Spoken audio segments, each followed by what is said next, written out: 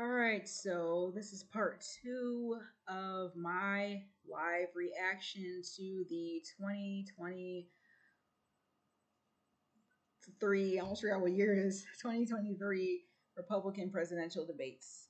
We left off part one talking about abortion. That's the topic we're on now. So now we're going to continue. So I'm not going to waste any more time talking. We're just going to get into it. Would you sign a 6-week ban federally? I'm going to stand on the side of life. Look, I understand Wisconsin is going to do it different than Texas. I understand Iowa and New Hampshire are going to do different. But I will support the cause of life as governor and as president. Vice President Pence, Okay, so in other words, he doesn't support a federal abortion ban. He could have just gone right out and said that. That's basically, in other words, what he's saying. He said he's okay with one state saying, if you're gonna be against abortion, be against it 100%. That means like you don't support one state saying it's okay to have an abortion. Like then that's going against your beliefs on abortion. So everybody on that stage, every Republican on that stage, if they say they're against abortion, they should be for a federal ban on abortion. You must have a national. Hold on, Senator. Vice President Pence. You're shaking your head. Well, look, I'm not new to this cause. After I gave my life to Jesus Christ as my Lord and Savior, I opened up the book and I read, "Before I formed you in the womb, I knew you. And see, I set before you life and death, blessings and curses. Now choose life." And I knew from that moment on, the cause of life had to be my cause. And I've been a champion for life in the Congress, a champion for life as governor and as vice president. And to be honest with you, Nikki, you're my friend. But I'm sorry, but when it comes down to it, abortion is a biblical issue. God is obviously against abortion. He created all of us, and he's the Bible says, "Thou shalt not murder." He quoted scripture. I'm going to quote scripture too. That's clearly against abortion. "Thou shalt not murder." That's what abortion is murder, essentially. And Pence is right. Like, even though I'm not supporting any of these candidates for president, I'm only supporting President Trump. I do agree with what some of them says, especially when it comes to abortion. I'm mostly on the Republican side when it comes to that, or I'm all the way on their side. But they need to take a stronger stance. They all need to be for a federal ban of abortion if they say they're against it. And so far, what I'm saying, they're not really taking that strong enough of a stance on abortion. If you're going to be against it, go all the way, 100%. But yeah, at the end of the day, abortion is a biblical issue. God is against it, so if we should be in alignment with what God says, and He's against it. We should also be against it, especially as Christians, as people who believe in just doing the right thing. So yeah, this is the opposite of leadership. When the Supreme Court returned this question to the American people, they didn't just send it to the states only. It's not a states-only issue. It's a moral issue. And I promise you, as President of the United States, the American people will have a champion for life in the Oval Office. Can't we have a minimum standard in every state in the nation that says when a baby is capable of feeling pain, an abortion cannot be allowed? A 15-week ban is an idea whose time has come. It's supported by 70% of the American people, but it's going to take unapologetic leadership that stands on principle and expresses compassion for women in crisis pregnancies. I'll do that as President of the United States. He called my name, so I want to respond to that in seconds. So first of all, I will say it is in the hands of the people, and that's where it should be. But when you're talking about a federal ban, be honest with the American people. We haven't had 45 pro-life senators in over 100 years. So no Republican president can ban abortions any more than a Democrat president could ban all those state laws. Don't make women feel like they have to decide on this issue when you know we don't have 60 Senate votes in the House? 70% of the American people support legislation But to 70% ban of abortion the after a Senate baby's does taken.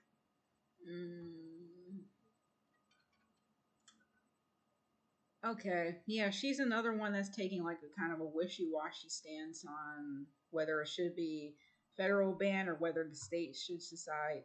State should decide. Looks like she's saying that like um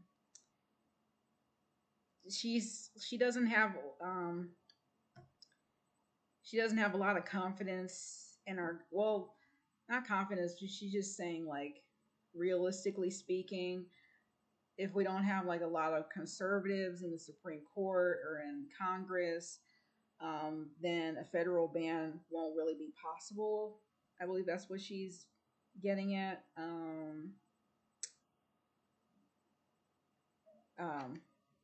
Yeah, I agree with Pence more than her on this, because just because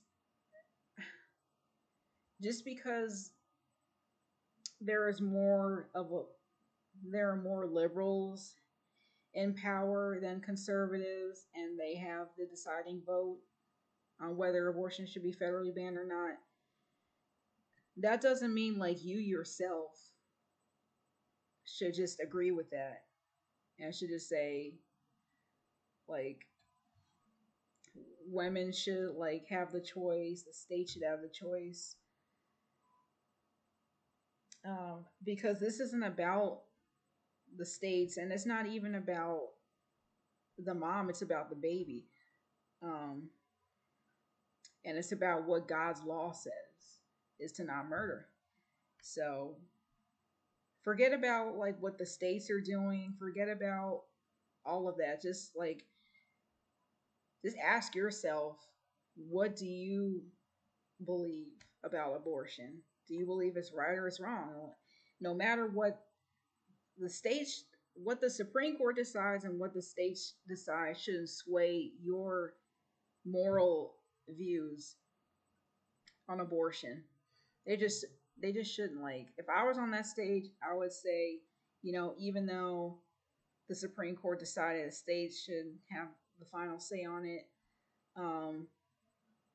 abortion is still wrong regardless. So, I mean, I've already said I believe in a federal ban, but it's still wrong regardless, no matter what anybody decides, because God has the final word. He said abortion is wrong. So, it's too wishy-washy for me.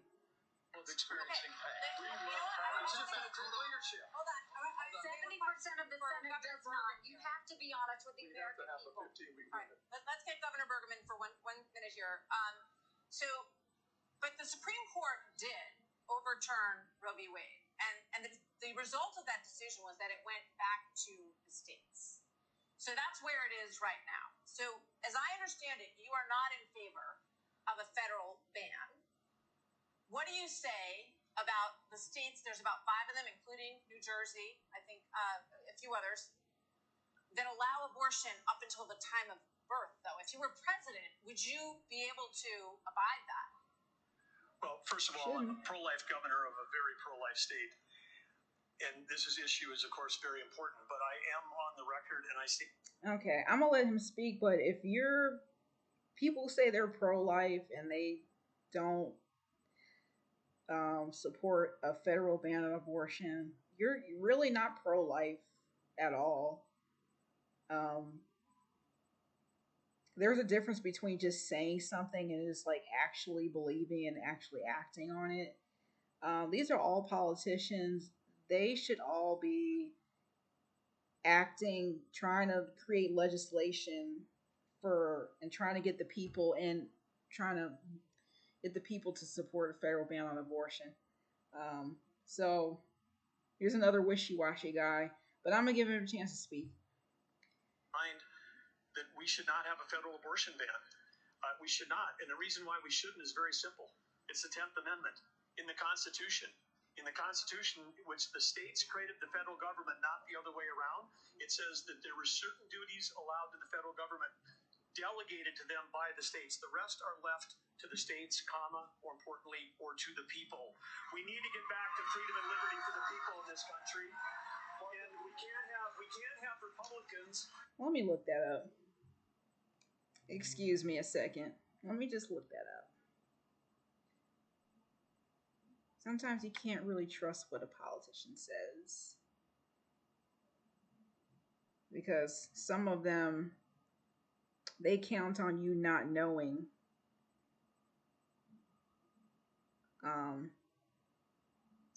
A lot of people in this country don't even know what the First and Second Amendment is, let alone the 10th Amendment.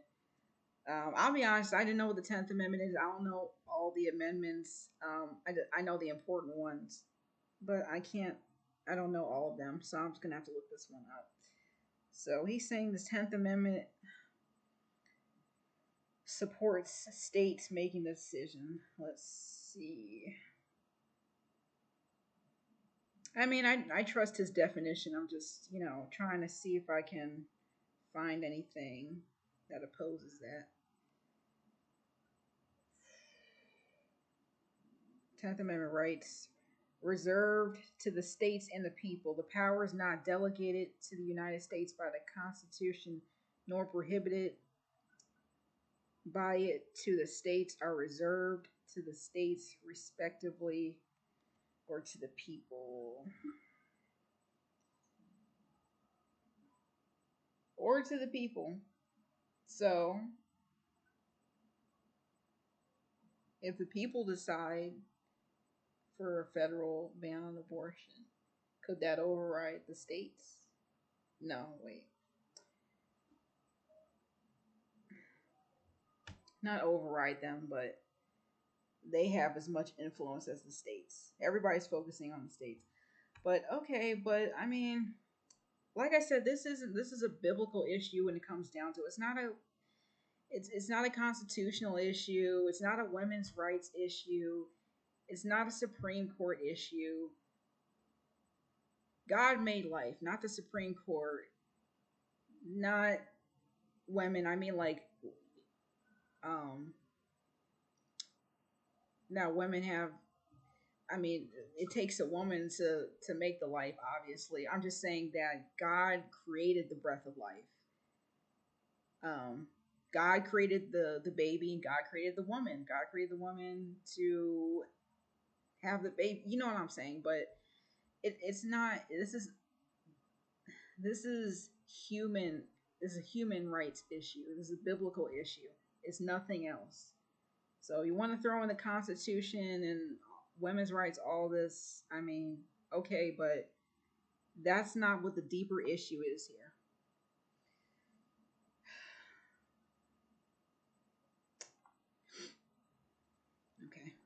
Fight for 50 years for this great cause and to return it back to the states, and then the next day they turn around and go, no, the feds should do that, because the feds are stepping into people's lives, they're stepping into people's businesses over and over. If we say that the feds should be in on this one, where do we stop? I say that we follow the Constitution, and this is return to the states. This is where it should be. But Governor Burgum, you signed a 6-week ban. You signed a 6-week ban. Governor Burgum, you signed a 6-week ban. So you're saying federally, it's all going to go to the states. Yes, and what is going to work in New York will never work in North Dakota, and vice versa. That's Governor why 50 Asa states. Hutchinson, That's why 50 states. This is too important of an issue that I have to address. First of all, the Supreme Court gave it back to the elected representatives, whether it's the states or whether it's the United States Congress. So there is authority, and that's why President Biden is pushing for a Democrat proposal, which is, in essence, abortion on demand through the term. So they have their extreme position at a national level. It's most likely going to be addressed in the states, but it's certainly fine for it to be addressed at the national level as well. Arkansas has the record of being the most pro-life state in the nation. I signed 30 pro-life pieces of legislation while I was governor. And every state can determine a different outcome here. And it is the most important issue for women and for the unborn child and for our country that we get this right. It's going to be a continued debate. Let's talk about it in terms of compassion, in terms of protecting the life, and also understanding how we have to enhance adoption services, how we have to enhance maternal care. Those things we've done in Arkansas, and are important for our nation's future. There are a lot of issues that are very important. Senator, I'll let you weigh in. We cannot let states like California, New York, and Illinois have abortions on demand up until the day of birth. That is immoral. It is unethical. It is wrong. We must have a president of the United States who will advocate and fight for at the minimum a 15-week limit. I am 100% pro-life conservative. I have 100% pro-life record. I got to tell you though, we must fight for life. Our Declaration of Independence says our Creator gave us inalienable rights that include life. That is a list. That is an issue we must solve. We can't leave it to Illinois. We can't leave it to Minnesota. We can't leave it to Illinois. We must solve that issue with a 15-week limit at a minimum. Thank you, Brett, I Senator. think we're all pro-life, but Thank what you. I would love is for someone to ask Biden and Kamala Harris, are they for 38 weeks? Are they for 39 weeks? Are they for 40 weeks? Because that's what the media needs to be asking. All right, another issue is America and the crime crisis, the homelessness crisis. American cities are in decline. People are moving out as homelessness, drugs, crime move in. There are problems accelerated. They did accelerate during the pandemic and are still rising, actually. It's my Murders favorite in Los issue. Angeles, New I have York, a lot to say Chicago, about. all up 30% between 2019 and 2022. Homelessness is up 11%, the largest jump in recorded history. Vice President Pence, a lot of this began in the COVID era. How much of what we're seeing happening around this country is a result of those COVID lockdowns, and is your administration in part to blame for how we got here? All right, I know he needs to answer the question. I'm gonna get to that. I just want to say I have a lot to say about this issue. When I first listened to this, I was like, oh, if I were a candidate on that stage, I would be the first one to raise my hand and try to take on this issue, because it's a very important issue, like, to me personally, crime and homelessness, especially homelessness. Because I talked about that in previous videos, how important that one issue is to me. And so I have a lot to say about it. I just want to start. Lightfoot did the same thing. She was talking about when she said something ridiculous like a couple of years ago, that kids are like staying in at home and like taking online classes, and they're stuck inside so much, and that's why they're going out and like carjacking and looting and all this stuff. And so COVID-19,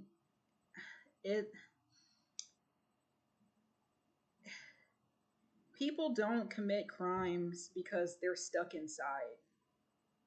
Like, you may have more energy, but there's a deeper seated issue. If you decide to go out and shoot somebody, or you decide to rob somebody because you've just been stuck inside and I mean, like, we haven't really been like stuck inside that long for it to have like that much of an effect. It's just been a few years. I mean, it might sound long, but it's not like this isn't China. It's not like we've been in just total, complete lockdown. We were still free to do things. So it's not, it wouldn't like contribute to people just going crazy just because like of a partial lockdown. I mean, I wouldn't even consider our lockdown a full lockdown.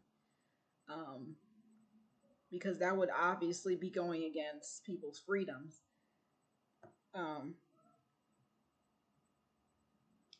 But yeah, COVID-19, there's no correlation between COVID-19 and increase in crime and homelessness.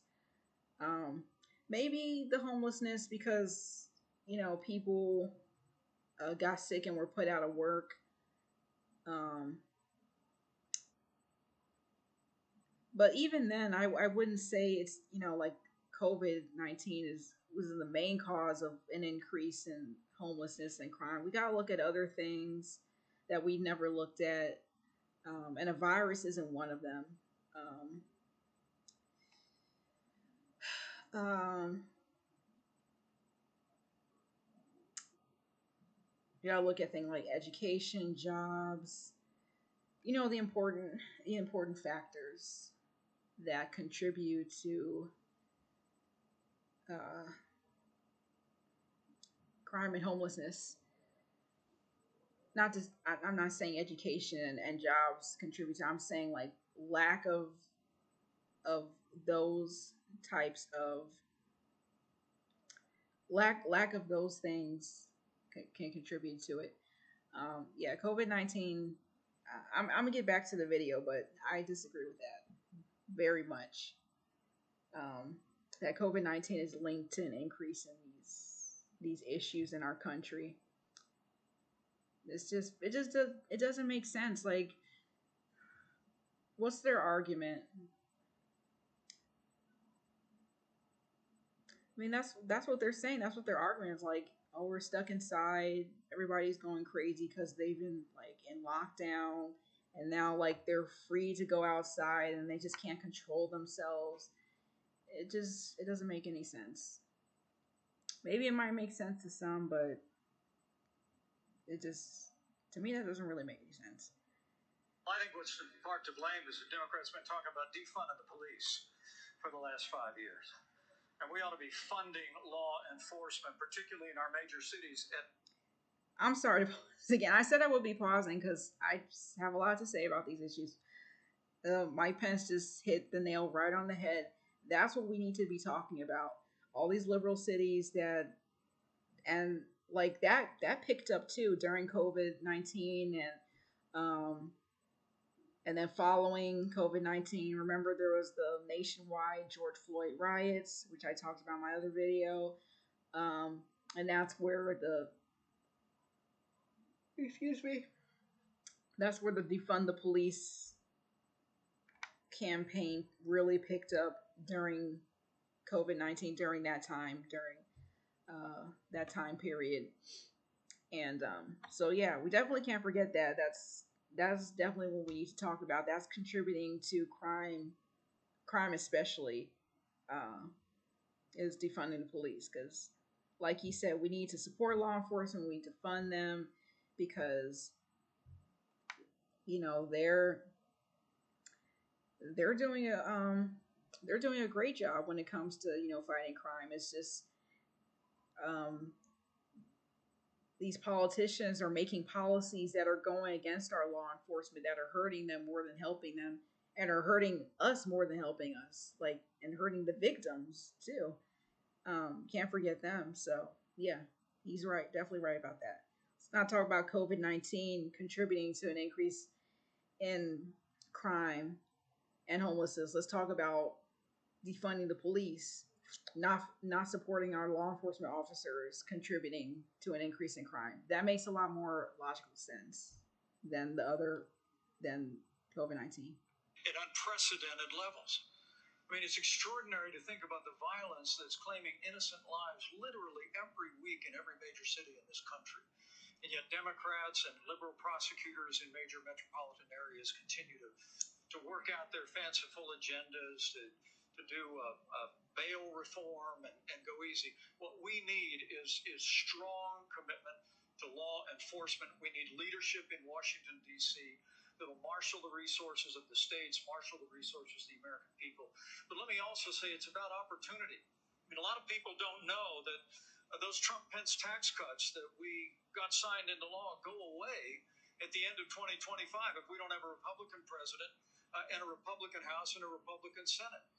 When I'm president of the United States, we're actually going to cut taxes further. We're going to extend those tax cuts, and we're going to close the Federal Department of Education, block grant all that funding back to the states. With a growing economy and educational choice and law enforcement, we will bring our cities back. Governor Christie, another issue. This weekend here in Milwaukee, reports say there were 30 shootings, and a number of them including kids. Add that to the big increase in school shootings around the country. Democrats blame this crisis on easy access to guns. They also blame Republicans for blocking gun control legislation. What would President Christie do? You know, I'm proud of the fact, Brett, that I'm the only person, along with Governor Hutchinson, up on this stage who's actually running United States Attorney's Office. I ran the 5th largest office in America in a state where there is significant urban crime. And the problem is not going to be solved by more money. The problem is that these prosecutors in these localities in the states are refusing to do their job and to arrest violent criminals. So what President Christie would do is appoint an attorney general who would instruct each of the 93 U.S. attorneys that they are to take over the prosecution of violent crime in every one of those cities that are failing to do so. We have plenty of room in the federal prisons to lock up these violent criminals and clean up what's going on all across this country in these individual cities. Secondly, what we need to make sure that each and every one of these criminals understand is that the laws apply to everybody. And when Hunter Biden fills out a fake application, a false application. Okay, we're not talking about Hunter Biden though. We can discuss that. We're talking about what's going on in American cities. Talking about what's going on with the American people, not Hunter Biden. I mean, I'm glad he finally got punished for what I think some gun charge, but yeah, we're not talking about him right now. But it can be both. It needs to be both. Like it's both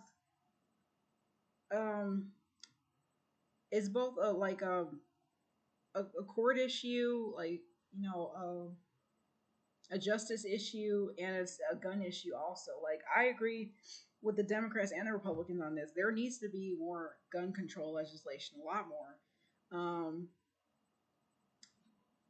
I mean, I don't know what's going on in Milwaukee, but I know, you know, and I know what's going on in my state, in my city. I mean, I know what's going on in other places. I'm not sure what's going on in Milwaukee though.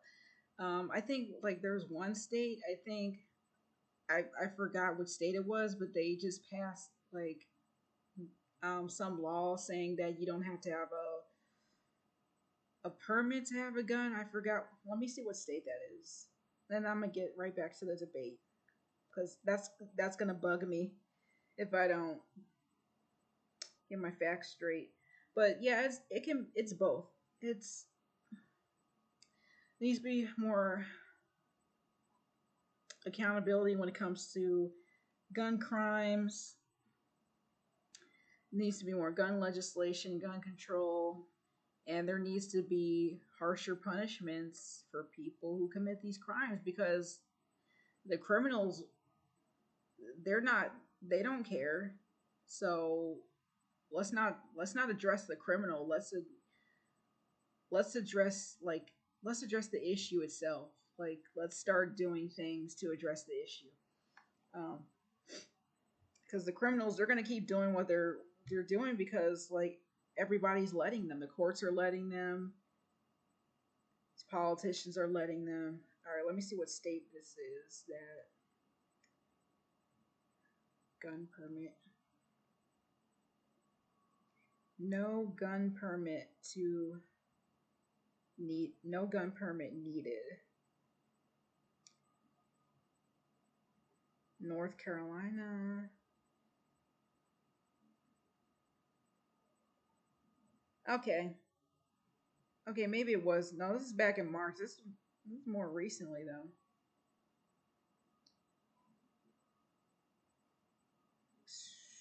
Was it North Carolina? I'm not sure. I don't want to spend too much time looking at it. Oh no. Maybe it was. That doesn't surprise me. That's a southern state, so they're very pro-gun over there. But it's laws like these that contribute to the high crime in these states. We need more gun legislation, more gun control.